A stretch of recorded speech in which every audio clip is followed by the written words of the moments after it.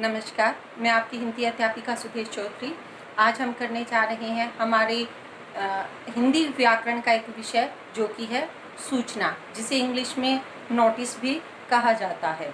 तो आज हम उसकी रूपरेखा देखते हैं कि सूचना को किस प्रकार से लिखा जाता है और किन किन बातों का उसमें ध्यान रखा जाता है। तो चलिए आरंभ करते हैं। तो ये है हमारा आज का विषय सूचना लेखन, जिसे अंग्रेजी में नोटिस राइटिंग भी कहा जाता है। भविष्य में होने वाले कार्यक्रम, समारोह, खोया पाया आदि की जानकारी लोगों तक पहुंचाने के लिए सूचना लेखन का प्रयोग किया जाता है। अब देखिए, सूचना लेखन का प्रयोग क्यों किया जाता है कि सूचना होता है किसी भी चीज़ के, किसी भी विषय के लिए सूचित करना। और इसका अगर सूचना लेखन का इस्तेमाल हम कहाँ कहाँ करते हैं, जब किसी कार्यक्रम समारोह का हम आयोजन करते हैं, उसकी सूचना हमें देनी है। हमें कुछ मिला है और हमें सूचना देनी है कि इस प्रकार से हमें कोई चीज़ मिली है। अगर किसी की भी हो तो वो हमसे आकर संपर्क करे। हमारी अगर कोई वस्तु खो गई है तो उसकी भी हम सूचना के माध्यम से दे सकते हैं। तो इसे क्या कहेंगे, हम सूचना लेखन कहेंगे। तो ये भी एक लेखन विधि है। ये भी आपको इस लेखन विधि का आपको पता होना चाहिए कि लेखन किस प्रकार से सूचना का लेखन किया जाता है। सूचना लेखन का उद्देश्य है। अब देखिए, सूचना लेखन हम करते क्यों हैं। हर एक लेख के पीछे एक उद्देश्य छिपा होता है। कोई भी जब कार्य हम करते हैं तो वो किसी न किसी प्रयोजन से करते हैं, उसका कोई ना कोई उद्देश्य होता है। तो सूचना लेखन का क्या उद्देश्य है। सूचना लेखन का उद्देश्य है महत्वपूर्ण जानकारी प्रदान करना। मतलब कि आपको किसी भी जानकारी के लिए विस्तार पूर्वक नहीं बताना। आपको महत्वपूर्ण जानकारी अगर प्राप्त होती है वो किससे होगी, सूचना से होगी। महत्वपूर्ण आयोजनों की सूचना देना कि आप क्या कर सकते हो। महत्वपूर्ण जो आयोजन होते हैं उसकी भी आप सूचना दे सकते हो। किसके माध्यम से, अपने जो सूचना लेखन है उसके माध्यम से। तो इस प्रकार से आप देखिए, हमें पता लगा कि जो सूचना लेखन है वो हम किस लिए करते हैं। वो महत्वपूर्ण जानकारी प्रदान करने के लिए या आयोजनों की सूचना देने के लिए। अगर आपने नोटिस किया हो, अगर आपने देखा हो कि हम कहीं भी, मान लीजिए स्कूल में ही देखते हैं, नोटिस बोर्ड होता है। हमारे विद्यालय के अंदर एक नोटिस बोर्ड लगा होता है जिस पर अगर किसी भी फंक्शन का या किसी भी कार्यक्रम का आयोजन होता है तो उस पर नोटिस लगाया जाता है। वो नोटिस ही सूचना लेखन है। सूचना लिखे जाने के अवसर। अब कब हम सूचना लिखते हैं। खेल व मैच, खेल का कार्यक्रम अगर कहीं भी आयोजित किया जाता है तो उसके लिए सूचना लिखी जाती है।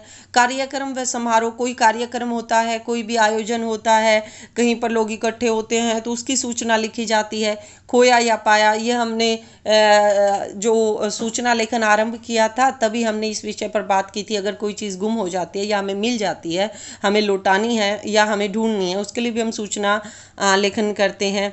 मृत्यु व क्रिया संबंधी, अगर किसी की मृत्यु हो जाती है और हमें किसी को जानकारी देनी है तो वो भी हम सूचना लेखन के माध्यम से देते हैं। समाचार पत्रों में आप अगर देखा हो, समाचार पत्रों में कोई बड़े बुजुर्ग, अगर कोई भी व्यक्ति जैसे गुजर जाता है तो उसका क्या करते हैं, जब उसकी मृत्यु हो जाती है तो उसकी मृत्यु के साथ साथ एक सूचना हम अखबार में डाल देते हैं।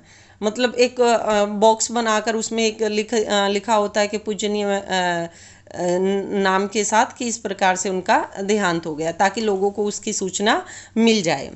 तो कोई भी क्रिया होती है, जैसे किसी का श्राद्ध वगैरह, ऐसी कोई भी क्रिया, उसका भी हम सूचना जो नोटिस राइटिंग है उसके माध्यम से हम बता सकते हैं। अब सूचना लिखे जाने का स्थान। अब सूचना लिखा कहाँ जाता है। देखिए, आपको अगर स्थान पता चल जाता है कि सूचना लेखन का स्थान कौन सा होता है तो आपको ये भी समझ आ जाएगा कि सूचना किस प्रकार लिखी जाती है। क्योंकि अगर आपको स्थान पता है तो आपने वो सूचना ज़रूर देखी होगी। जैसे कि मैंने अभी बताया था, विद्यालयों को सूचना पट, अगर विद्यालय में हमें सूचना पट होता है, यानी कि नोटिस बोर्ड होता है, उस पर हमें सूचना लिखी हुई मिलती है। कारखानों के सूचना पट, जहाँ भी कारखाने होते हैं वहाँ भी कारखानों में सूचनाएं होती हैं। तो भाव ये है कि कोई भी संस्था होती है, संगठन होते हैं, ऑर्गेनाइजेशन होती है, तो उसके अंदर भी सूचना पट होते हैं जो सभी को सूचित करने के लिए होते हैं कि जैसे कि कल की छुट्टी है या कोई आने वाला भावी कोई कार्यक्रम या आयोजन है, उसके बारे में बताने के लिए भी सूचना पट होते हैं। कॉलोनियों में भी सूचना पट होते हैं, कॉलोनियों की साफ सफाई के लिए या उसमें कोई भी कार्यक्रम आयोजन है उनके लिए सूचनाएं लिखी जाती है। अगर आपने तारक मेहता का उल्टा चश्मा देखा हो तो उसके अंदर जो गोकुलधाम सोसाइटी है वहाँ पर भी जो मास्टर भिड़े है वो एक सुविचार हमेशा ही लिखते हैं। सुविचार में ही नहीं लिखते, वो एक सूचना पट है, वो सोसाइटी का सूचना पट है जहाँ पर अगर कोई कार्यक्रम का आयोजन किया जाता है तो वो भी वहाँ पर लिखा जाता है और सबको सूचित किया जाता है उस सूचना पट के माध्यम से। पत्रिकाओं व समाचार पत्रों में सूचना कॉलम, अब पत्रिकाएं जो होती है, समाचार पत्र होते हैं, उनमें भी सूचना कॉलम होते हैं। अगर मान लीजिए कोई सरकारी छुट्टी है वो सूचना कॉलम के माध्यम से दी जाती है, या फिर किसी की मृत्यु, कोई चाहता है कि अगर किसी घर में किसी का श्राद्ध है और सूचित करना चाहता है कि जिसको भी पता लगे, जिसको भी सूचना मिले वो आ सकता है, तो उसके लिए समाचार पत्र में सूचना कॉलम रखा जाता है। हर लेखन कौशल में कुछ बातों का विशेष ध्यान रखा जाता है। अगर हम उन बातों का विशेष ध्यान रखते हैं तो हमारा जो लेखन कौशल होता है वो बहुत अच्छा होता है। तो सूचना लेखन के लिए भी कुछ बातें हैं जिनका हमें विशेष ध्यान रखना होता है। नंबर 1, सूचना संक्षिप्त व सरल होनी चाहिए। संक्षिप्त जहाँ भी आता है वहाँ पर आपको ये बताया जाता है कि वाक्य को लंबा नहीं करना, आपको वाक्य छोटे रखने हैं, कम से कम शब्दों में संक्षिप्त माना जाता है। और सरल होनी चाहिए, ऐसी भाषा, ऐसे शब्दों का इस्तेमाल करना चाहिए, क्लिष्ट भाषा नहीं इस्तेमाल करनी चाहिए, सरल शब्दों का इस्तेमाल करना चाहिए। दूसरा है सूचना शब्द बड़े व मोटे अक्षरों में लिखना चाहिए, क्योंकि सूचना बहुत छोटी होती है, 2 या 3 लाइनों में सूचना दे दी जाती है। तो ऐसे जो सूचना होते हैं उनको क्या करना चाहिए, जो अक्षर हैं वो बड़े लिखने चाहिए ताकि सूचना है वो साफ साफ दिखाई दे, सबको समझ आए। नंबर 3, सूचना का एक उचित शीर्षक होना चाहिए। जिस प्रकार से हमने प्रतिवेदन में कहा था कि शीर्षक होता है वो बहुत मुख्य होता है, उसी प्रकार से जो हमारी सूचना है उसका भी एक शीर्षक होना अति आवश्यक है। अब देखिए, सूचना है, अगर उसका शीर्षक नहीं होगा तो हमें कैसे पता चलेगा। अब अगर स्कूल में नोटिस लगता है तो ऊपर लिखा होगा हॉलीडे या समर वैकेशन, तो उसमें हमें पता लग जाता है कि ये समर वैकेशन के लिए होमवर्क होगा या समर वैकेशन की छुट्टियां कब से कब तक होंगी, वो हमें पता लग जाता है कि गर्मियों ग्रीष्मकालीन अवकाश हेतु सूचना। तो वो शीर्षक होना बहुत आवश्यक है, शीर्षक से हमें पता लगता है कि जो सूचना है वो किस विषय में है। नंबर 4, सूचना जारी करने की तिथि व समाप्ति की तिथि स्पष्ट रूप से लिखनी चाहिए। सूचना जारी करने की तिथि यानी आप जब सूचना दे रहे हैं आपको वो तिथि लिखनी है, यानी कि आज मैं नोटिस बोर्ड पर, आज मैं एक सूचना पट पर सूचना लगा रही हूँ तो मुझे आज की उसमें तिथि लिखनी है, और समाप्ति की तिथि भी लिखनी है। समाप्ति की तिथि यानी आज मैंने सूचना लिखी है, मेरी सूचना आज के लिए ही है, तो मैं आज की ही जो तिथि है वो नीचे भी लिखूंगी और ऊपर भी लिखूंगी। लेकिन अगर मैं जो सूचना दे रही हूँ वो सूचना एक दिन के लिए ना होकर कुछ दिनों के लिए है तो उसकी समाप्ति तिथि भी वही लिखूंगी। अब है अगला है नंबर 5, जिसके लिए सूचना है वह इंगित करना चाहिए।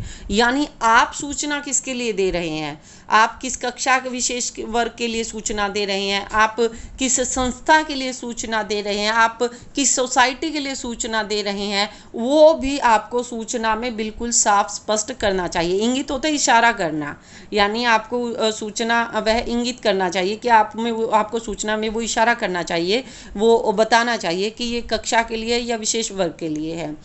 अब है नंबर 6, सूचना कब, क्यों, कहाँ, कैसे अवश्य लिखना चाहिए। सूचना में आपको पता है सूचना बहुत छोटी होती है, 2 या 3 या 4 लाइनों में सूचना हो जाती है, तो उस सूचना में आपको सारा कुछ उसमें विस्तार से नहीं बताना, सिर्फ आपको ये बताना है कि सूचना कब दी गई है, क्यों, किस लिए सूचना दी गई है, कहाँ है जो हम कर रहे हैं जिसके लिए आपको सूचित किया जाता है, वो सूचना कहाँ के लिए है, और वो जो कार्यक्रम होगा वो कैसे होगा।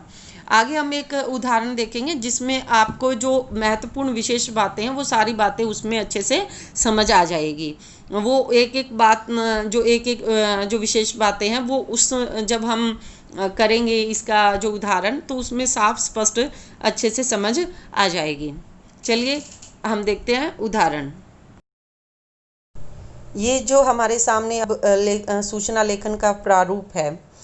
सूचना लेखन लिखते समय इस ऐसे ही एक प्रारूप तैयार करना होता है। प्रारूप मैंने आपको पहले भी बताया हुआ है कि फॉर्मेट होता है, उसको प्रारूप कहा जाता है, किसी भी लेखन का जो फॉर्मेट होता है।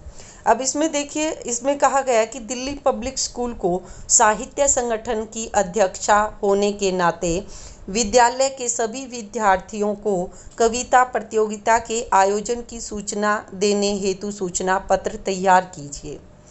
अब आपको ये पत्र तैयार करना है, सूचना पत्र। तो इसमें देखिए विद्यालय का नाम सबसे पहले, प्रारूप में देखिए हमें क्या लिखना है, सबसे पहले विद्यालय का नाम। तो यहाँ पर दिया गया है दिल्ली पब्लिक स्कूल।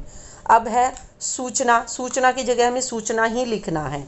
और सूचना का शीर्षक, अब हमें लिखना है सूचना का शीर्षक। अब सूचना का शीर्षक भी हम प्रश्न से ही उठाएंगे। कविता प्रतियोगिता के आयोजन की सूचना, या हम लिख सकते हैं कविता प्रतियोगिता, इतना भी लिख सकते हैं कविता प्रतियोगिता। अब हम दिनांक पर अपनी तिथि लिखेंगे। आज हमने नोटिस लगाया है, आज हमने सूचना दी है सूचना पट पर, तो आज ही की हम इस पर तिथि लिखेंगे। सूचना संबंधित विषय लिखेंगे इसके उपरांत। आपको ये सूचना संबंधित विषय वाली लाइन लिखनी आवश्यक नहीं है जब आप सूचना लिखेंगे, ये तो सिर्फ यहाँ बताने के लिए लिखा गया है। आप यहाँ पर दिनांक लिखेंगे, दिनांक के बाद सीधा इसमें लिखेंगे कि विद्यालय के सभी छात्र व छात्राओं को सूचित किया जाता है कि आने वाली 15 तारीख को कविता प्रतियोगिता के हमारे विद्यालय के प्रांगण में कविता प्रतियोगिता, कविता पाठ की प्रतियोगिता का आयोजन किया जा रहा है।